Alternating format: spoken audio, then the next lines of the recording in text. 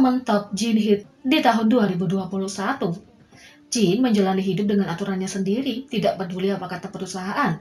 Di sini tanpa urutan tertentu adalah 5 momen Jin hit paling legenda di tahun 2021. Yang pertama, Jin Main Bank.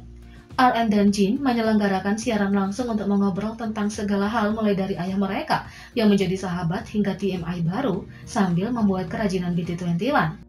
Seperti biasa, itu adalah acara komedi penuh dengan momen lucu Namjin.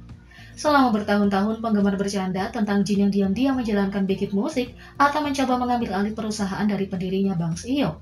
Semuanya dimulai pada tahun 2015 ketika Jin mulai mengganti nama Big Hit Music menjadi Jin Hit Entertainment. Selama bertahun-tahun, lelucon ini semakin lucu saat fiksi menjadi kenyataan. Pada tahun 2020, BTS menjadi pemilik sebagian hype, dan sekarang CEO Jin memiliki stempel persetujuan RM.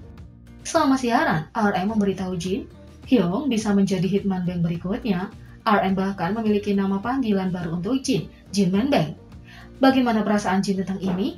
Aku tidak mau, jawabnya sambil tertawa. Kenapa menjadi hitman band berikutnya kalau kamu bisa menjadi worldwide handsome yang pertama?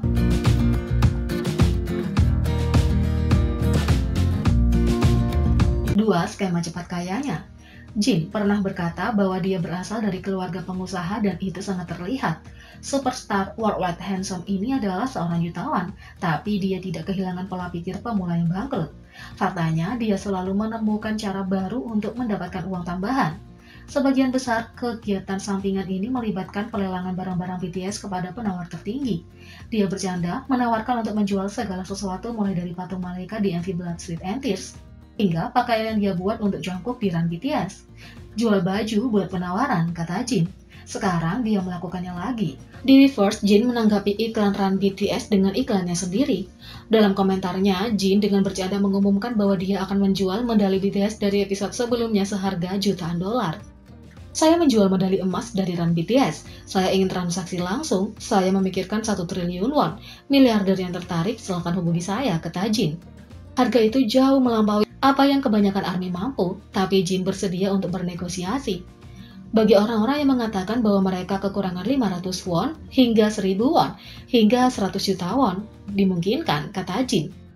Jin dengan cepat mengklarifikasi bahwa dia tidak akan memberi ARMY harga yang sangat rendah, tapi dia bersedia memberi diskon. Dia mengatakan, saya tidak mengatakan saya akan menjual 1 juta won, ini adalah diskon hingga 1 juta won, jadi harap siapkan 999.990 juta won, kata Jin. Seorang penggemar menyebutkan bahwa menjual barang di aplikasi Weverse dilarang, tapi sejak kapan Jin Hit mengikuti aturan? Jin mengatakan, aku bisa melakukan itu.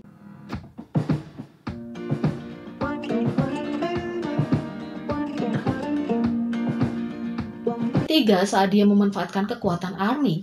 Jin mengingatkan semua orang bahwa kalau kamu mengacaukan BTS, kamu juga mengacaukan ARMY. Fandom setia BTS adalah salah satu fandom terbesar yang paling didedikasikan di dunia. ARMY selalu berjaga-jaga, siap untuk membela para anggota pada saat itu juga. Dalam episode 140, BTS bekerja sama dengan The Game Caterers dari TVN untuk memainkan game yang dipandu oleh produser Na Young-sok.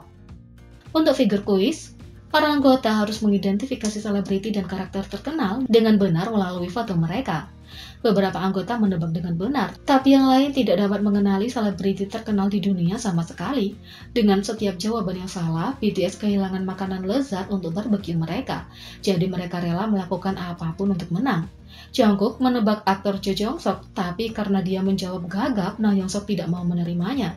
Para anggota mengklaim bahwa ARMY akan mengerti tentang sedikit kesalahan pengucapan dan ingin BTS diberi makan. Itu tidak cukup untuk Jin. Dia mengambil 1 langkah lebih jauh dengan bercanda mengancam produser dengan kekuatan ARMY. Dia berkata, kalau kamu tidak menerima ini, ARMY akan mengejarmu. Tiba-tiba produser yang ketat berubah pikiran. Jin mencoba melakukan aksi ini ketika V menjawab Ricaprio bukannya DiCaprio, tapi Na Young-sok tidak memberikannya izin sekali lagi. Apakah Jin Hit akhirnya menemukan tandingannya?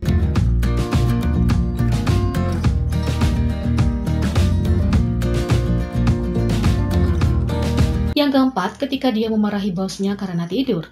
BTS mengadakan pesta Zoom pertama mereka dan Jin menyelenggarakan siaran langsung. Tapi 9 Agustus menandai acara spesial lainnya untuk ARMY, ulang tahun Bang Seo.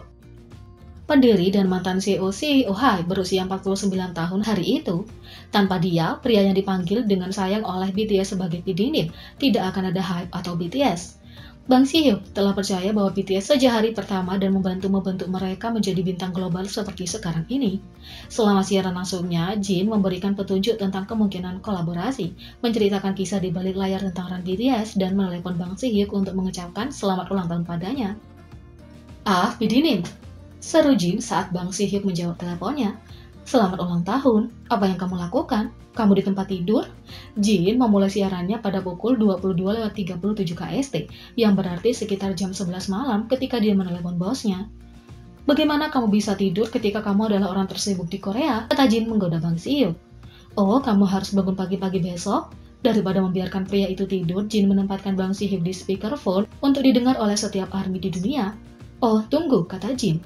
"P-Dinim tidak apa-apa jika suaramu keluar di V-Live?" Dengan gaya khasnya, Jin meminta izin setelah beralih ke speakerphone. Lalu Bang Si-hyuk bertanya, "Bukankah sudah keluar?" Jin menjawab, "Ya, ya." Bang Si-hyuk berkata, "Tepat sekali." Dan Jin mengatakan, "Ini sudah tayang, tapi saya hanya ingin izin Anda." Bang Si-hyuk mengatakan, "Saya pikir kamu sedikit terlambat." "Ngomong-ngomong, P-Dinim," kata Jin mengganti topik pembicaraan dengan lancar. "Kenapa kamu tidur sepagi ini di malam ulang tahunmu? Apakah kamu ingin saya datang sekarang? Katakan saja, dan dia akan ada di sana."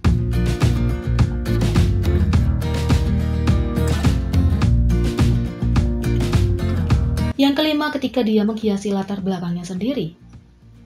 Dalam You Quiz on the Block, Jin menceritakan kisah bagaimana dia dibina oleh Big Hit Music. Seorang staf melihatnya ketika dia sedang dalam perjalanan ke sekolah. Menurut Jin, staf tidak bisa mendapatkan cukup visualnya. Dia belum pernah melihat orang yang begitu tampan sebelumnya. Dan Suga bagaimanapun tidak akan membiarkan Jin Hit lolos dengan menuliskan ulang sejarah.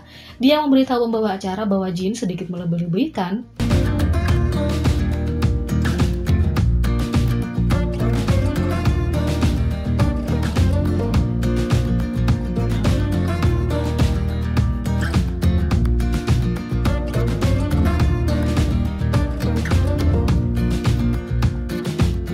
Jadi, bagaimana menurut kalian tentang Jin Hit ini? Beri komentar di bawah. Klik subscribe, like, share, dan klik lonceng. Mari kita sama-sama jadikan channel ini berguna bagi K-popers Indonesia. Sekian video kali ini, sampai jumpa lagi.